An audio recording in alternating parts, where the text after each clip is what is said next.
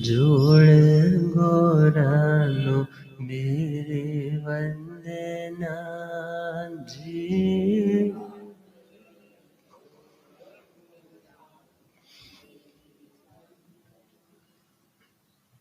अनंत शांति के निकेतन शासनपति भगवान महावीर स्वामी के पावन चरणवृंदों में हार्दिक भावना वंदन नमन। मेरे अंधेरे जीवन को रोशनी प्रदान करने वाले परम उपकारी आगम ज्ञान के भंडार, आगम ज्ञाता, आगम पुरुष, जिन शास्त्र रतन हिमाचल केसरी उपाध्याय भगवंत श्रद्धे गुरुदेव श्री जितेंद्र मुनि जी महाराज साहब के पावन चरण कमलों में हार्दिक भावना वंदन नमन। धर्म सभा में उपस्थित धर्म अनुरागियों, सुशीलवती माताओं एवं बहनों, असीम पुण्यदय से भाग्यदय से आप सबको संतों का समागम और वीतरागवाणी श्रवण करने का सुअवसर प्राप्त हो रहा है। श्रीमद उत्तराधन जी सूत्र नवम अध्यान नमी पवज्जा सुनाना प्रारंभ किया है। नमी महाराज जो यूनिवर्सल ट्रुथ्स को समझ चुके हैं, दुनिया में जो शाश्वत सत्य है उस शाश्वत सत्य को जिन्होंने जाना और पहचाना और उन्हीं के माध्यम से जो सुना था पूर्व जन्मों में, और आज वही सारा ज्ञान रिकॉल हो गया जाति स्मरण ज्ञान में। और जब वह सारा ज्ञान याद आया तो ध्यान आया कि मैं जो करने वाला था वो कार्य अधूरा पड़ा है। विचार करो, दुनिया में कार्य तो बहुत सारे, मगर जिसको प्रायोरिटी देनी चाहिए, जब आप उस कार्य में हाथ नहीं लगाते तो शाम के बाद भी आप बहुत से काम किए हैं मगर वह नहीं किया जो बहुत एटमोस्ट जरूरी था। तो ऐसे समय में व्यक्ति में खिन्नता और नेगेटिविटी भर जाती है, क्योंकि जो करना था सो किया नहीं, जो यूं ही करने वाले काम थे वो तो रोज ही चल रहे थे। और आज उन्हें याद आ गया कि मुझे जो करना है वो अभी अधूरा है, मुझे रीज्वाइन करना है, मुझे दोबारा से वहां पर जाकर के उस यात्रा को स्टार्ट करना। और भले वह यात्रा तो भीतर की यात्रा है, बाहर की यात्रा नहीं है, मगर भीतर में उतरने के लिए बाहर के संयोगों का, बाहर के माहौल का भी तो बहुत प्रभाव पड़ता है। भगवान महावीर स्वामी जो इतने परिपक्व साधक थे, उनकी निर्लिप्तता तो घर में भी वैसी थी, मगर वो दुनिया को भी मैसेज कन्वे करना चाहते थे कि आत्मिक सुख दुनिया के कंफर्ट्स में नहीं है। हम लोग तो निर्लेप होकर के इनका भोग कर रहे हैं, मगर दुनिया कहीं इस भ्रम में, इस इल्यूजन में ना रह जाए कि ये लोग तो सुख भोग रहे हैं तो सुख यहीं पर है। उन्होंने सब कुछ छोड़ दिया, पत्नी भी छोड़ी, बेटी भी छोड़ी, साम्राज्य भी छोड़ा भगवान महावीर स्वामी के लिए। मगर यहाँ नमी महाराज जिनकी 1008 रानियां, बच्चे भी होंगे, साम्राज्य भी बहुत अधिक विस्तृत होगा, मगर सब कुछ क्यों छोड़ दिया? क्योंकि उन्हें सबसे जरूरी काम याद आ गया। कहते हैं ना, आप मान लो किसी एग्जीबिशन के लिए बाहर गए थे, मगर 5 दिन का प्रोग्राम था, मगर पीछे से फोन आ गया कि माता जी की तबीयत इतनी सीरियस है कि कभी भी कुछ हो सकता है, आप जल्दी से आ जाइए। आप सारे काम छोड़ करके, वो टिकट भी इमरजेंसी में बनवा करके सीधा हॉस्पिटल पहुंच जाते, क्योंकि आपको पता है कि इस समय कौन सा कार्य अति आवश्यक है। और एक अध्यात्म पथ का राही भी जानता है कि मुझे क्या करना है और क्या करने से मुझे लाभ मिलने वाला है। दुनिया में कोई भी कार्य आप करते हो तो लाभ, प्रॉफिट को अपनी नज़र में, दृष्टि में रख कर के ही करते हो। किसी से बातचीत भी करते हो तो क्यों करते हो? चलो ये मिलना बरतना अच्छा बना रहे, कहीं ये व्यक्ति माइंड ना कर जाए, तभी बोलते हो। अर्थात यदि आपको पता चल जाए कि यदि मैं सोने का बिजनेस करने जा रहा हूँ, ये तो फ्लॉप होने वाला है, तो आप वो बिजनेस तो नहीं करोगे। अर्थात यदि पता चल जाए इसमें लाभ है, उसी में तो आप हाथ डालोगे। और उन्हें भी यह निश्चय हो चुका है कि मेरी आत्मा को लाभ किसमें है? प्रवृज्जा में, संसार को त्यागने में है। और जब नमी महाराज ने दुनिया के समस्त वैभव को, समस्त कंफर्टेबल जोन को झटके में छोड़ा, तो इंद्र महाराज ब्राह्मण का वेश लेकर के, अर्थात खुद को एक छद्म वेश में आवृत रखा, मीन्स खुद की पर्सनैलिटी को हिडन रखा। और प्रश्न, शंका बोलो, सलाह बोलो, सुजेशंस बोलो, कि उन्हें कह रहे हैं कि अभी तुम्हारी दीक्षा लेने की अवस्था नहीं है। पहले तुम्हें महल तैयार करवाना होगा, चार दीवारी बनवानी होगी, अट्टालिकाएं, नए नए शस्त्र अस्त्र अपने उस सभा में, अर्थात किले की चार दीवारियों पर सजाने होंगे, जिससे शत्रु दूर से ही तुम्हारा मुकाबला न करने की भावना से पीछे हट जाए। तो उन्होंने क्या उत्तर दिया? सधनगर के चा तव संवर मंगल खंते नियोण पांगर तिगुत धूप धंसया सद्धं नगरं किच्चा। हे ब्राह्मण देव, आप मेरी चिंता न कीजिए कि मेरे फ्यूचर में क्या होने वाला है, क्योंकि मैं अपनी फ्यूचर प्लानिंग ऑलरेडी कर चुका हूँ। मेरी आत्मा जो अपनी प्रोटेक्शन चाहती है, अपनी सुरक्षा चाहती है, मैंने अपनी उस आत्मा को सुरक्षित रखने के लिए, शत्रुओं से बचाए रखने के लिए श्रद्धा का नगर बनाया है। श्रद्धा का क्या बनाया? नगर पता है किसे बोलते हैं? न कर, न विद्यते कर, कर अर्थात जहाँ पर कोई टैक्स नहीं लगता। पुराने समय में उसको नगर बोला जाता था, मगर आजकल तो हर चीज के ऊपर कर लगता है। तो एनीवेज नगर, ये कह रहे हैं मैंने श्रद्धा को नगर बनाया है। श्रद्धा के नगर में मेरी आत्मा पूरी तरह से सेफ है। याद रखना, आप कोई भी साधना करने जा रहे हो, कोई भी रिलेशन मेंटेन करने जा रहे हो, कुछ भी करने जा रहे हो, यदि आपका उसके प्रति विश्वास नहीं है तो वह रिलेशन कभी भी टूट सकता है। आप जो क्रिया करने जा रहे हो उसके प्रति समर्पण नहीं है तो आपको वो रस आ ही नहीं सकता। और भगवान तो कहते हैं आहच सवर्णं लब्धुं श्रद्धा परम दुल्लह सोचा नेयौवं मग्गं बहवे परिभस्सई। भगवान कहते हैं, चतुरंगीय अध्ययन आता है, तीसरा अध्ययन वहां बताया है, सपोज किसी को मनुष्य जन्म भी मिल गया और उसके बाद सुनने की कैपेबिलिटी भी मिल गई, संयोग भी मिल गया, किसी सत्संग में, प्रवचन में, वीतराग वाणी के सेशन में आप जाकर बैठ भी गए, मगर भगवान क्या कहते हैं, सुनने के बाद श्रद्धा का आना और भी मुश्किल है कि जो सुनाया जा रहा है ये बिल्कुल ठीक है। क्योंकि हमारा जो लॉजिकल माइंड है ना, वो हर बात में तर्क ढूंढता है।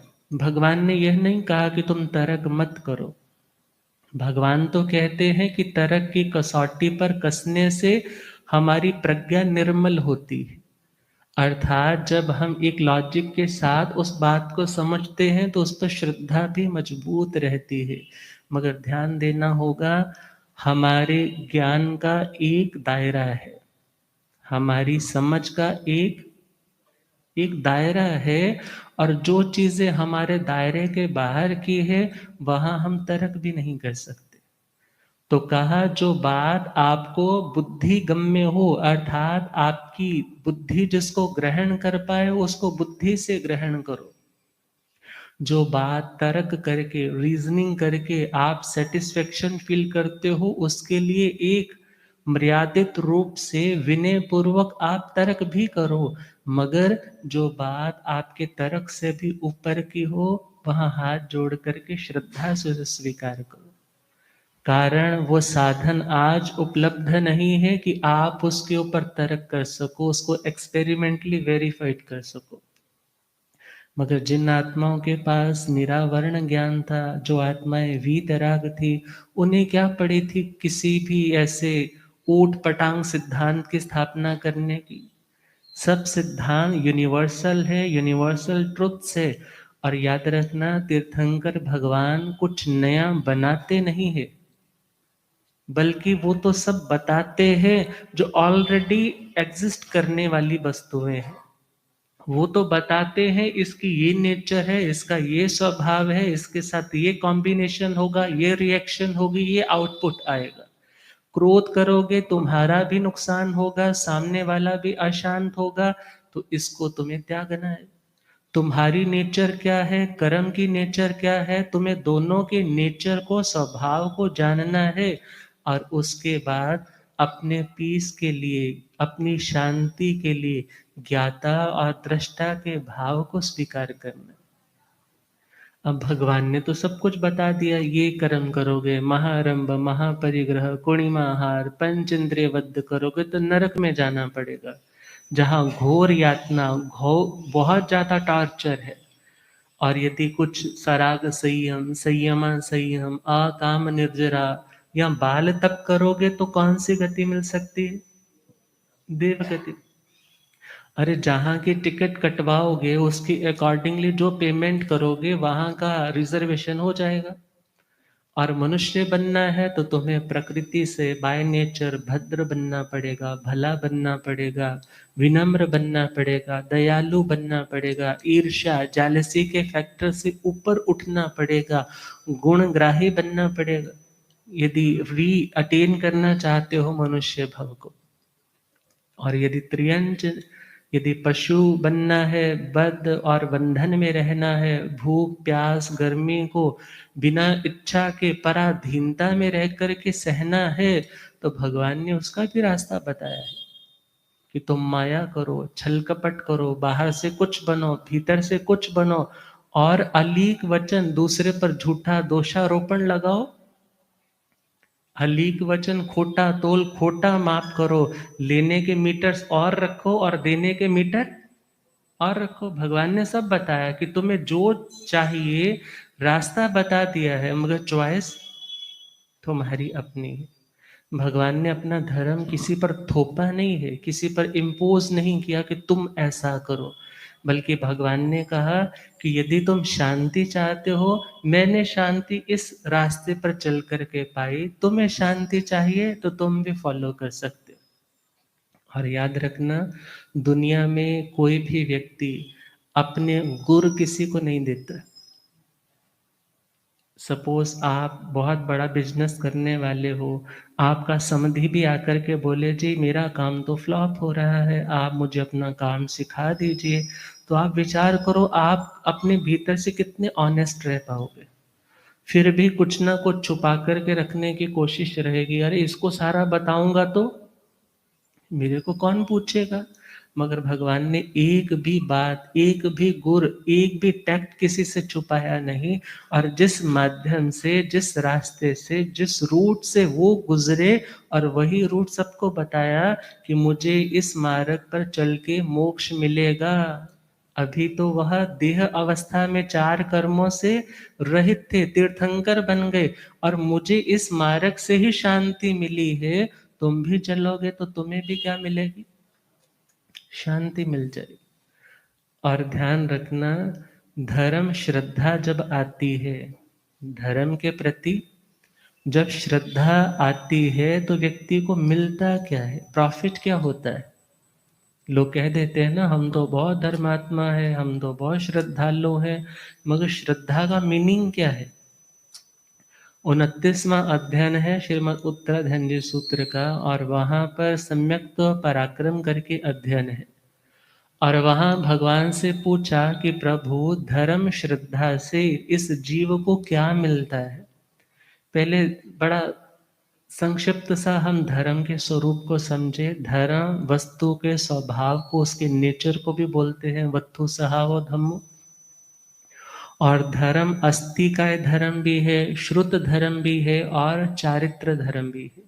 अस्तिकाय में धर्मास्तिकाय, अधर्मास्तिकाय, आकाशास्तिकाय, जीवास्तिकाय, पुद्गलास्तिकाय, इनका जो स्वरूप है, इनकी जो एग्जिस्टेंस है, उसकी एग्जिस्टेंस को स्वीकार करना, नकारना नहीं, उसके ऊपर जो विश्वास रखता है वो भी क्या है? धार्मिक है। जो श्रुत धर्म, वाचना, पृच्छना, परिवर्तना, अनुप्रेक्षा, धर्म कथा, इनके माध्यम से अपने ज्ञान को बढ़ा रहा है, ऐसी आत्मा श्रुत धार्मिक है।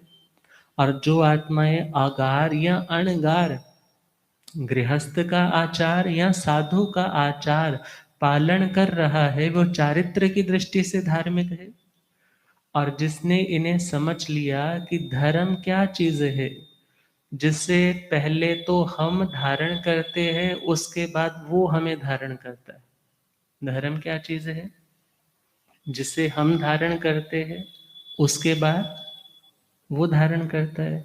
सिंपल, जैसे आप एक अच्छी डाइट इनटेक करते हो, वही इनटेक की हुई डाइट आपकी सस्टेनिंग एबिलिटी को बढ़ाती है। आप अपने वजूद को, अपने अस्तित्व को कायम रख पाते हो, क्योंकि आपने अच्छे न्यूट्रिएंट से परिपूर्ण डाइट ग्रहण की है। इसी प्रकार आपने अच्छे धर्म को फॉलो किया है, तो वह फॉलो किया हुआ धर्म फिर आपको भी आधार देता है, सहारा देता है, आपको भी उभारता है, आपको गिरने नहीं देता। और जिसने इस धर्म के स्वरूप को समझा, अहिंसा, संयम और तप रूप धर्म को पूरी तरह से समझने के बाद, उसको उसके ऊपर अब श्रद्धा आने लगी। श्रद्धा मीन्स, श्रद्धा का मतलब बोलेंगे विश्वास। और श्रद्ध बताया था सत्य, और धा मीन्स धारण करना। जब हम किसी को सत्य यह मानते हैं ये सही है, तो फिर उसे एक्सेप्ट करने में हमें कोई दिक्कत, प्रॉब्लम नहीं होती। और जिसे हमने सत्य माना ही नहीं है, दिल से उसके प्रति आवाज ही नहीं आ रही है, ठीक है, वो बात थोपी हुई हो सकती है, मगर एक्सेप्ट की हुई नहीं हो सकती। और धर्म कभी थोपा हुआ नहीं होता, बल्कि धर्म तो अपनाई गई चीज होती है, भीतर से प्रकट की हुई चीज होती है। और कहा, जिससे श्रद्धा उस धर्म पर आती है, ये धर्म ठीक है, और उस धर्म को ठीक मान करके वो उसे धारण करता है, अपनाता है, और फिर उसे क्या मिलता है? उसे क्या मिलता है? दुनिया की यही मेंटालिटी है जी, धर्म से मेरे पोता नहीं हो रहा तो पोता हो जाएगा, धर्म से मेरी दुकान नहीं चल रही तो दुकान चल जाएगी, धर्म करूंगा तो धर्म करने से एटलीस्ट पब्लिक तो सोचेगी मैं भी धार्मिक हूँ। मगर धर्म से ये चीजें तो जस्ट दुनिया की चीजें। धर्म से जो मिलता है, भगवान ने कुछ अलग ही बताया है। भगवान ने क्या बताया? जब धर्म के प्रति आपको श्रद्धा आ जाती है, और श्रद्धा का मतलब रुचि भी होता है, जिसे आप सही मानते हो, आपका इंटरेस्ट भी उसमें बैठता है। और जिसे आप ठीक नहीं मानते, फिर आपका उसके प्रति इंटरेस्ट नहीं आता, आप उसकी बात सुनते सुनते उखड़ जाते हैं। क्यों? बोलते मुझे कोई मजा ही नहीं आ रहा, कोई समझ ही नहीं आ रहा, कोई इंटरेस्ट ही नहीं पैदा हो रहा। क्यों? क्योंकि मेरी जो मेंटेलिटी है, उसके अनुरूप आपकी बात मिल ही नहीं रही, मैच ही नहीं कर रही। और हम देखें जब श्रद्धा आती है तो रुचि जागृत होती है। रुचि को हम कैसे समझे? जैसे एक व्यक्ति बीमार है, बीमार व्यक्ति को पुराने टाइम में चेक करने के लिए इसे बुखार है तो थर्मामीटर तो थे नहीं, उसको क्या देते? मीठा मीठा दूध देते, बादाम डाल करके, ले बेटा दूध पी ले। वो क्या बोलता? मुझे दूध नहीं पीना, मेरे को अंदर से उल्टी आने को हो रहा है, मैं नहीं पी पाऊंगा। बोलते नहीं थोड़ा सा तो पी ले, सपोज थोड़ा सा देते भी है, वो सारा क्या कर देता है? वॉमिट कर देता है। अब वो सोच समझ लेते हैं कि अभी इसके अंदर क्या है? बुखार है, ये नहीं पी पाएगा। 2-4 दिन होते हैं, फिर दोबारा चेक करते हैं, ले बेटा थोड़ा दूध पी ले। बोलता अभी मेरा मन नहीं कर रहा। कहते थोड़ा सा तो पी ले। कहता अच्छा थोड़ा सा पीऊंगा। कितना पीऊंगा? वो थोड़ा सा पीऊंगा, मैं ज्यादा नहीं पी पाऊंगा, ज्यादा पीऊंगा तो फिर वॉमिट हो जाएगा। अब वो कहते अच्छा थोड़ा सा ही पी ले। थोड़ा सा पीता है, थोड़ा डाइजेस्ट हो गया।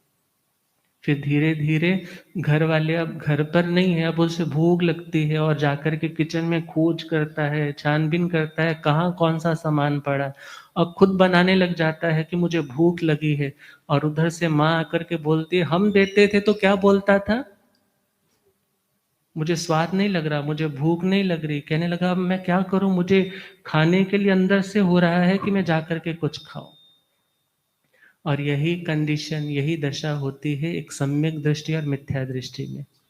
जब तक तो मिथ्यात्व का उदय रहता है, ना तो उसे अरिहंत देव के स्वरूप के प्रति श्रद्धा, इंटरेस्ट, रुचि जागृत होती है, ना उनकी बातों में कोई मन लगता है, ना संत गुरु भगवंत आए तो उनके पास जाने को मन करता है। घर में भी आ जाए दरवाजा बंद करके अलग से बैठ जाएगा। बुलाएंगे क्या तो अपना काम कर रहा है, घर पे नहीं है। अर्थात अभी उसका मिथ्यात्व का उदय है। वो जिन वाणी की तरह, अमृत की तरह वो दूध देने के लिए तो सब रेडी है कि तू ले, मगर वो क्या कहता है? मेरा मन ही नहीं लगता, मैं वहां जाऊंगा मोबाइल चलाऊंगा, वहां जाऊंगा तो मेरा ध्यान इधर उधर ही रहेगा, फायदा क्या जाने का? अब विचार करो। मगर उसके बुखार को चेक करते रहने के लिए दवाई का जहां अपना स्थान है, वहां थर्मामीटर का भी तो अपना स्थान है। और याद रखना, जब आपको वो जिन वाणी अच्छी लगने लग जाए, व्यवहार सम्यक्त्व के 67 बोलों में आता है, एक सम्यक दृष्टि की पहचान क्या है? व्यवहारिक लक्षण। व्यवहारिक मतलब जो बाहर के उस व्यक्ति के डेमीनर से, उसके मैनर से, उसके हाव भाव से क्लियर हो जाए। तो उसमें कहा है जैसे एक युवक जिसकी इंद्रियां जागृत हो चुकी है और वह किसी रूपवान स्त्री पर मुग्ध होता है, उसको पाने के लिए लालायत होता है, इससे भी अधिक आकर्षण उस सम्यक दृष्टि आत्मा का जिन भगवंतों के प्रवचन में होता है। मौका मिल गया, अरे दुनिया के काम तो चलते रहेंगे, तो कभी खत्म ही नहीं होंगे, मगर मुझे तो भगवान की वाणी सुननी है, ये कौन सा रोज रोज मिलती है। और आज मिली है, वो सारे काम छोड़ करके और पूरी कंसंट्रेशन के साथ क्या सुनता है? एक एक शब्द को सुनता है। और कोई व्यक्ति, कोई बच्चा जो पढ़ना बहुत चाहता है, ब्रेन बहुत अच्छा है, मगर फैमिली के हालात अच्छे नहीं है, वो चाह कर के भी उसे पढ़ा नहीं पा रहे, और मगर कोई व्यक्ति सहधर्मी सपोर्ट करके उसकी पढ़ाई का सारा खर्चा उठा लेता है और बोलता है बेटा तू पढ़ाई कर, खर्चे की चिंता ना कर। और जिस समय वह बच्चा सब साधन उपलब्ध होने पर अपनी पढ़ाई में डट जाता है, उसी प्रकार एक व्यक्ति जिसका मन हमेशा से तड़पता था कि मुझे मौका मिले कि मैं जिन वाणी सुनूं, मैं भगवान की वाणी पढ़ूं, उनके प्रति कुछ ना कुछ और नया सीखूं, और जैसे ही ऐसा अवसर मिलता है, फिर वह दुनिया वाले बुलाते हैं, कोई कहता है आज मूवी की टिकट है, कोई बोलता है आज पिक्चर देखने जाना है तूने, कोई बोलता है आज तो हम वहाँ डलहौजी जा रहे हैं, आज तो हम उधर जा रहे हैं, आज खाने पीने जा रहे हैं। वो क्या बोलता है? मुझे मुझे कहीं नहीं जाना। गुरु महाराज आए हैं, इतना बढ़िया समझाने वाले हैं, रोज रोज कौन यहाँ इतना बढ़िया संपर्क मिलेगा, मैं तो कहाँ जाऊंगा, मेरी तो सामायिक का भी टाइम है, मैं अपनी सामायिक करूँ। दो बातें हुई। पहला जो नव यौवन स्त्री के प्रति, और दूसरा पढ़ने के साधन नहीं, चाहता बहुत है साधन मिल जाए, जैसे उसके प्रति अनुरक्ति वैसी जिनवाणी में अनुरक्ति। और तीसरा, कोई व्यक्ति 3 दिन से भूखा और प्यासा है, खाने पीने को नहीं मिला, चाहत बहुत है, और भीतर he is feeling now the pangs of hunger, उसको बहुत भूख लग रही है कि मुझे कुछ खाने को मिल जाए। और उसको यदि खीर खांड का भोजन मीन्स जो सबसे बढ़िया उसकी फेवरेट डिश है उसके सामने आ जाए, तो फिर उसका ध्यान कहाँ होता है? सिर्फ खाने में। कोई आ रहा है, कोई जा रहा है, उसके और उसका कोई ध्यान नहीं होता। वो एक फोकस के साथ अपने खाने में ही ध्यान लगा करके उसका स्वाद लेकर के खा रहा होता है। इसी प्रकार जिसे कभी जिन वाणी मिल जाए, तो फिर वह आत्मा दुनिया की इधर उधर की बातों में डाइवर्ट नहीं होता, सिर्फ उसके ऊपर उसका फोकस होता है। और जब यह धर्म श्रद्धा जागृत होती है, ये रुचि जागृत होती है। रुचि मतलब इंटरेस्ट। और श्री गुरु ग्रंथ साहिब में लिखा है, ए रस आवे ओ रस जावे। ए रस आवे ओ रस जावे मीन्स जिससे भगवान की वाणी में आत्मा में रस आने लग जाए, फिर दुनिया के प्रति जो रस इंटरेस्ट आता था ना, बड़ा मजा आता था, अब वो फीका लगने लग जाता है। उसे लगता है ये तो सब बेकार की चीजें हैं, ये सारी की सारी चीजें वेवरिंग है, आज कुछ है कल कुछ है, मगर मुझे तो अपनी शाश्वत आत्मा का ही ख्याल करना है। और जिससे वह धर्म श्रद्धा उपलब्ध हो जाए, फिर उसे मिलता क्या है? भगवान कहते हैं, साया सौखे सुरज माणे विरज। साता और सुख में आनंद मनाने वाली आत्मा। साता और सुख क्या है? एक विचारक ने कहा है कि साता का मतलब शारीरिक रूप से जो पौद्गलिक हमें अनुकूलता मिलती है, मेटेरियलिस्टिक जो कंफर्ट मिलता है, उसका नाम क्या है? बोलो। उसका नाम है साता। और शास्त्रों में एक जगह और आता है, जब वात पित्त और कफ हमारी ये तीनों धातुएं शरीर में सम चलती है, मीन्स वो बिल्कुल इक्वली चलती है, शरीर में कोई रोग नहीं है किसी प्रकार का, कोई मन में विक्षेप नहीं है, अर्थात बिल पूरी तरह से स्वस्थ है। ऐसे समय में शरीर की दशा कौन सी है? साता की। लोग आकर पूछते हैं ना, महाराज जी लोच आ जाएगी अभी कुछ दिनों में, आप लोच होएगी तो एक एक करके महाराज जी साता ही लोच की। अब महाराज जी भी क्या बोलेंगे? ये थोड़े बोलेंगे हाँ ना भाई साता नहीं है, बहुत दर्द हो रही थी। क्यों? क्योंकि वो जानते हैं ये साता तो नहीं है, मगर ये साता का हेतु है। किसका हेतु है? साता का हेतु है ज्ञान पूर्वक किए हुए कर्मों को समय से पहले उदय में ला करके भोगा जाता है। अर्थात कर्जा है सिर के ऊपर, मगर बहुत मेहनत करके पहले ही कुछ कर्जा, किश्त नहीं अभी आई, मगर पहले ही कुछ कर्जा चुका दिया, तो नेक्स्ट फ्यूचर के लिए थोड़ा रिलैक्स तो हो ही गया। और विचार कीजिए, साता एक रूप में संक्षिप्त है, मगर सुख दोनों तरह का होता है। शारीरिक सुख भी होता है और आध्यात्मिक सुख भी होता है। क्योंकि कहा जाता है जो सिद्ध गति में आत्माएं हैं उनका सुख कितना। शास्त्रों में पूछा कि उनका सुख कितना? बोले दुनिया के समस्त सुखी लोगों के सुखों को वर्ग किया जाए, जैसे 2 का 4, 4 का 16, ऐसे वर्ग किया जाए सबके सुखों को मिला करके, और एक सिद्ध भगवान के सुख का वर्गमूल किया जाए। वर्गमूल बैक, कम कम कम। फिर भी बोले दुनिया के समस्त प्राणियों के सुखों का जो वर्ग है, और वह वर्ग एक सिद्ध भगवान के उस वर्गमूल से भी अनंत गुना कम है। तो विचार करो उनका सुख कितना होगा, उनकी शांति कितनी होगी। और वे आत्माएं कभी हमारे जैसी भी थी। ये नहीं है कि भगवान पहले से भगवान है, वो भी इसी चक्र से गुजरे, उन्होंने भी साधना की, आराधना की, स्वरूप को रियलाइज किया और कर्मों को काटा और अपने स्वरूप को प्रकट किया। और जिसे श्रद्धा जागृत होती है स्मारक के प्रति, भगवान कहते हैं वह आत्मा अभी तक तो साता में, सुख में बहुत गृद्ध रहता था। मेरे कंफर्ट जोन बढ़ने चाहिए, मेरी हर सुविधा बढ़नी चाहिए, मगर अब यदि मिलते हैं तो भी निर्लेप है, नहीं मिलते हैं तो कोई तड़प नहीं है। क्योंकि जब किसी वस्तु की डिजायर होती है, वो नहीं पूरी हो रही हो तो व्यक्ति इरिटेट होता है। मगर जिसके भीतर श्रद्धा जागृत होती है, पहला पॉइंट, वो साता और सुख में आज तक तो बड़ा रचा पचा था, उसमें उसे बहुत अच्छा लगता था उस कंफर्टेबल जोन में।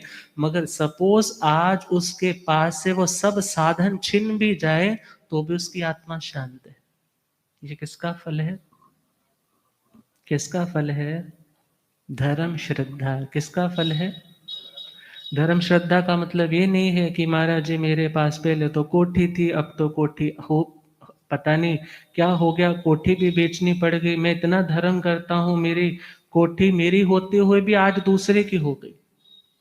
विचार करना, जो धर्म श्रद्धावान है, धर्म के स्वरूप को जानने वाला है, वो आत्मा इन बातों को लेकर के कभी आरत ध्यान रौद्र ध्यान नहीं करेगा।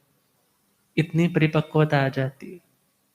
और आगे बढ़े तो वह आत्मा आगार धर्म को छोड़ करके अणगार धर्म में प्रव्रजित हो जाता है। क्योंकि वह जानता है कि संसार के बंधनों में रहने का मतलब है कभी राग, कभी द्वेष, कभी लड़ना, कभी झगड़ना, कभी किसके प्रति अपनापन, कभी किसी के प्रति परायापन। अर्थात दुनिया में रहेंगे तो आरंभ समारंभ से मुक्त नहीं हो पाएंगे, और जब तक मुक्त नहीं होते तब तक सर्व कर्म क्षय नहीं हो पाएंगे। इसलिए वे आत्माएं फिर अगार धर्म को, गृहस्थ धर्म को छोड़ करके किसमें ट्रांसफर हो जाते हैं? अणगार साधु जीवन में। अब साधु जीवन भी कोई यूं तो है नहीं कि हर रोज आपको पका पकाया गरम गरम सब माँ की तरह परोस करके देने वाली बैठी है। मगर कहीं पर बहुत अनुकूलता और कहीं पर भावना की हीनता के कारण प्रतिकूलता। और ऐसे समय में बहुत बार सामने वाले चार बातें सुना भी देते हैं, और बहुत बार चार बातें अतिशयोक्ति में, प्रशंसा में भी कह देते हैं।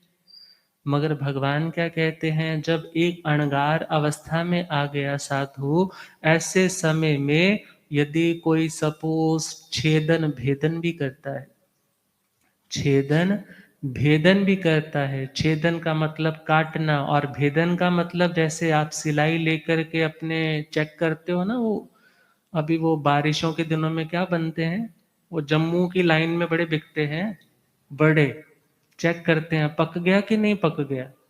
अब वो सिलाई से जो मारा जाता है वो क्या है? भेदन करना। और छेदन का मतलब है जैसे काटा जाता है। अर्थात कोई काटे या सुइयों की सुइयां चुभाने लग जाए, ऐसे समय में वो आत्मा कैसी रहती है? स्थिर रहती है।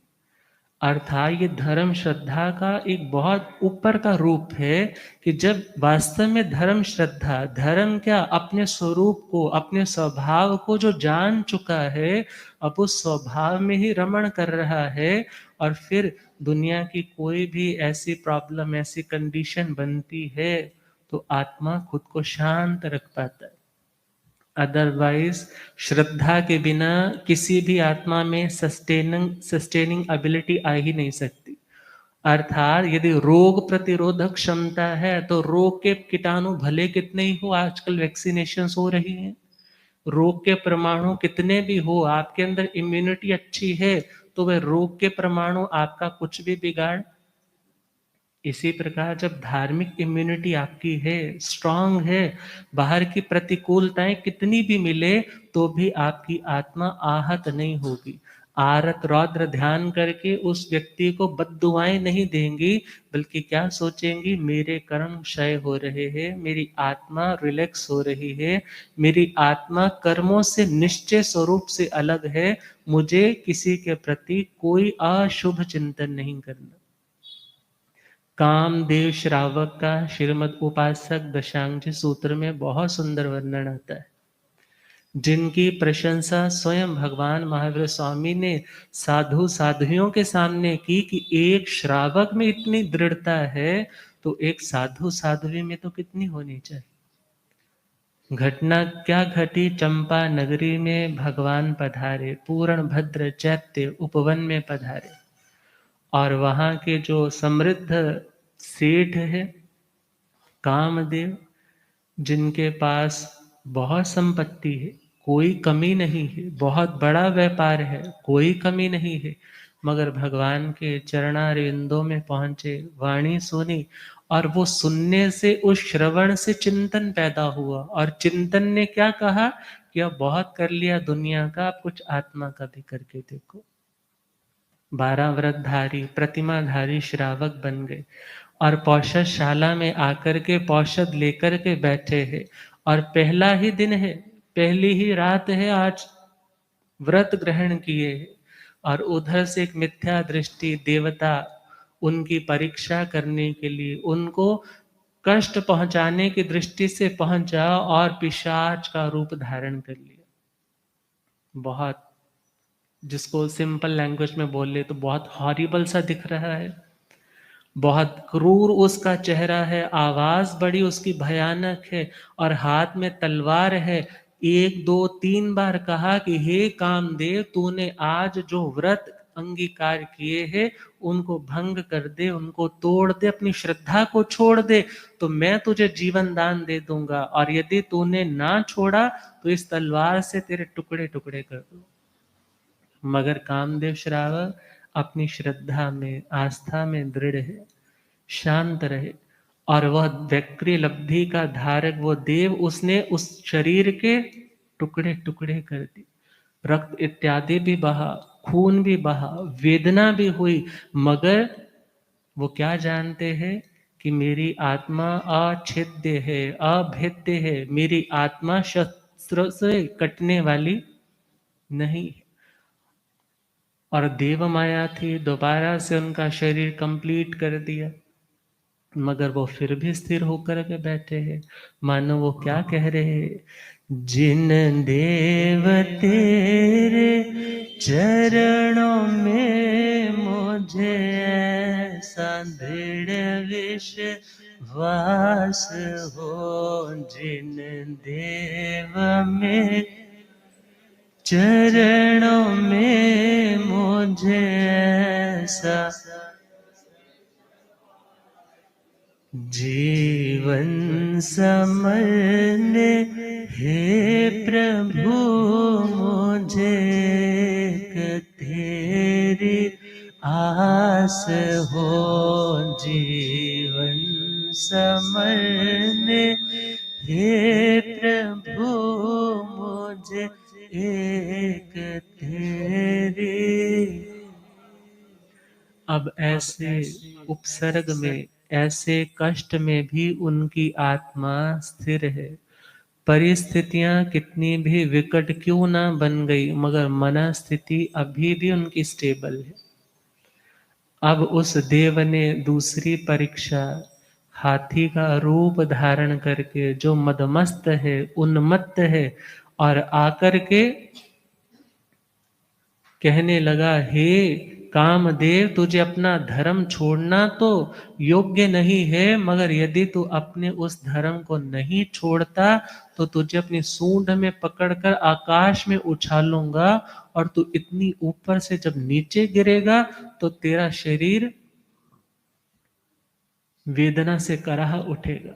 अभी भी तू सोच ले, तू अपने धर्म को छोड़ दे, मैं तुझे छोड़ दूंगा। मगर उन्होंने अपना धर्म नहीं, उठा करके पटका है, 3 बार पटका है, मगर फिर भी स्टेबल, मन अब भी शांत है।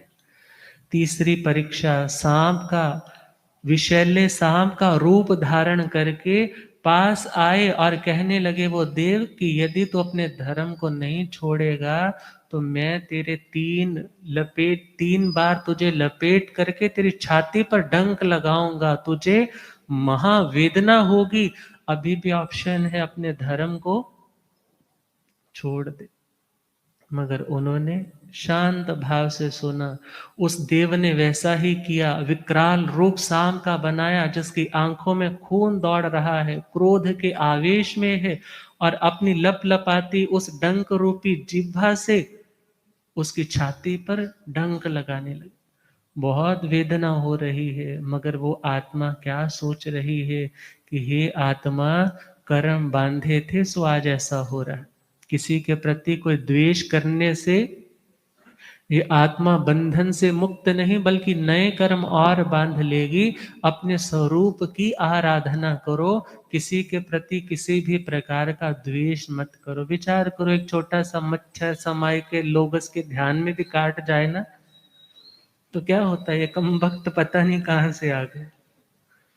जैसे ही समय का वो ध्यान पारा जाता है, झट से पूंजनी उठाते हैं, यत्ना नहीं, ऐसे प्यार से नहीं, जोर जोर से उसको करते हैं, जब तक वो थोड़ी देर में रिलैक्स ना हो जाए।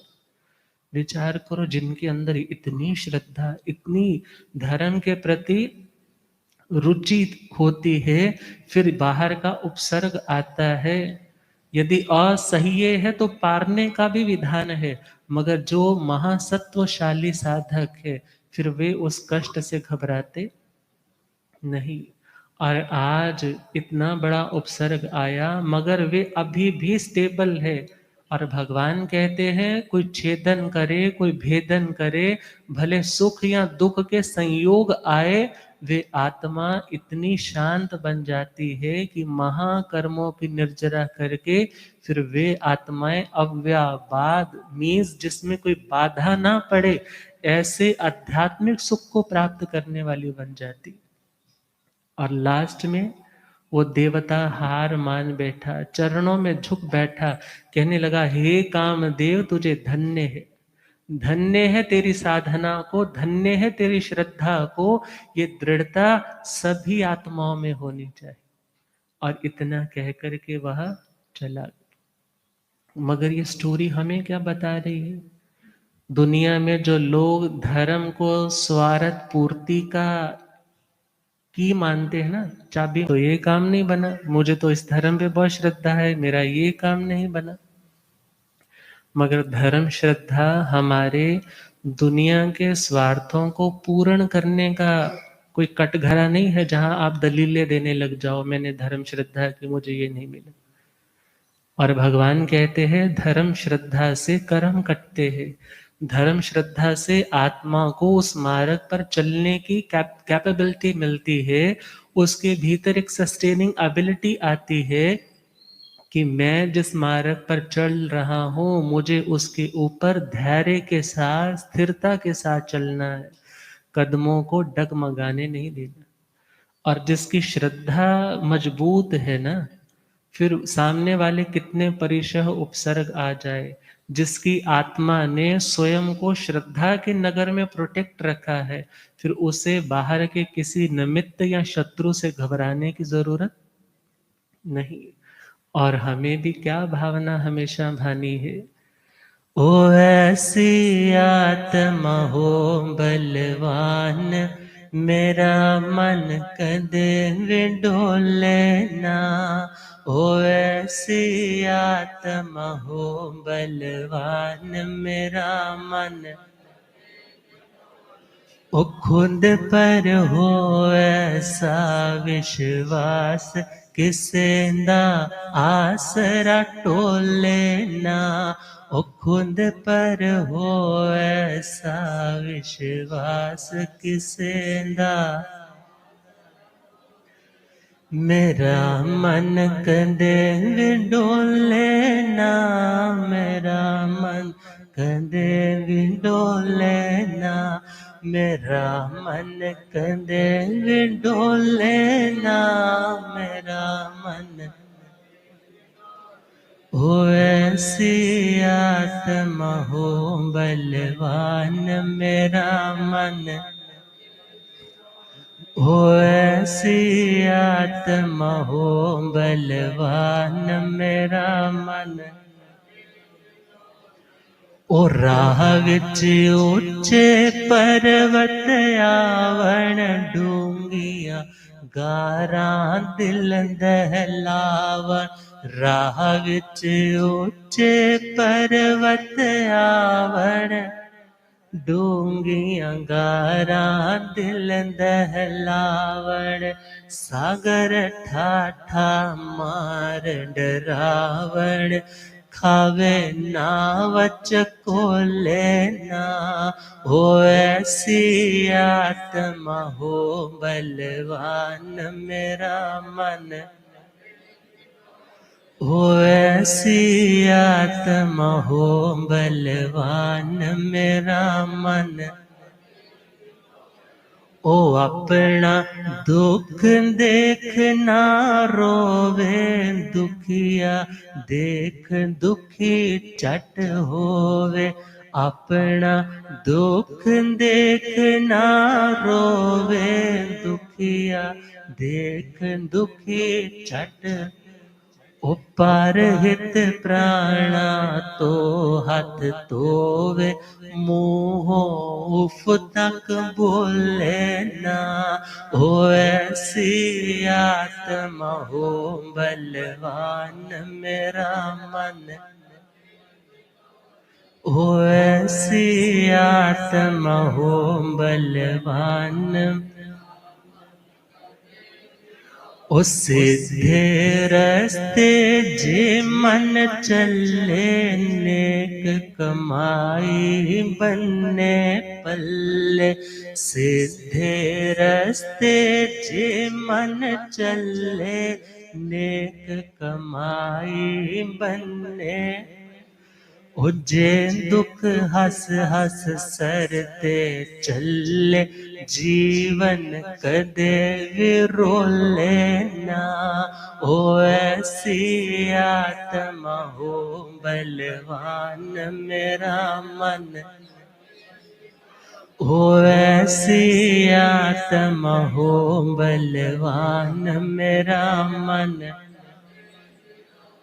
ओ सब कुछ तेरे को लख जाना ढूंढे बाहर बने दीवाना सब कुछ तेरे को लख जाना ढूंढे बाहर बने दीवाना मूर्ख की तेरे हाथ आना जे तू गुत्थी खोले ना हो ऐसी आत्मा हो बलवान मेरा मन हो ऐसी आत्मा हो बलवान मेरा मन ओ पूर्ण ज्ञान चरित्र दर्शन तेरे अंदर सबने रोशन पूर्ण ज्ञान चरित्र दर्शन तेरे अंदर सबने रोशन ओहो के तनी तू जावे मंगल की कुछ तेरे को लेना ओ ऐसी आत्मा हो बलवान मेरा मन ओ ऐसी आत्मा हो बलवान मेरा मन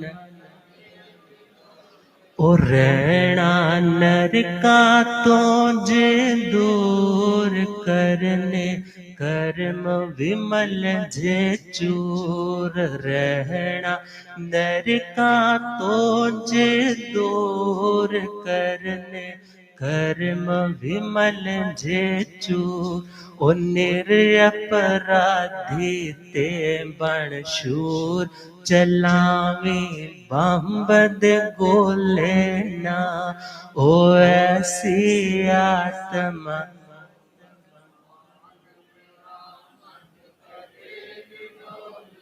हो ऐसी आत्मा हो बलवान मेरा मन ओ खुद पर हो ऐसा विश्वास किसेंदा आसरा टोले ना, ओ खुद पर हो ऐसा विश्वास किसेंदा आसरा टोले ना, मेरा मन कंदे विडोले ना, मेरा मन कंदे मेरा मन कंदे विडोले ना, मेरा मन किसेंदा आसरा टोले ना, मेरा मन कंदे हो ऐसी आत्मा हो बलवान, मेरा मन हो ऐसी आत्मा हो बलवान, मेरा मन हो ऐसी आत्मा हो बलवान, मेरा मन कंधे डोले ना। और जब ऐसी दृढ़ आस्था, दृढ़ श्रद्धा जागृत होती है तो हमें उन परिशः उपसर्गों को सहने की भी हिम्मत मिलती। और हम धर्म करें तो क्या मांगे, दुनिया की चीजें नहीं, वो आएंगे चले जाएंगे।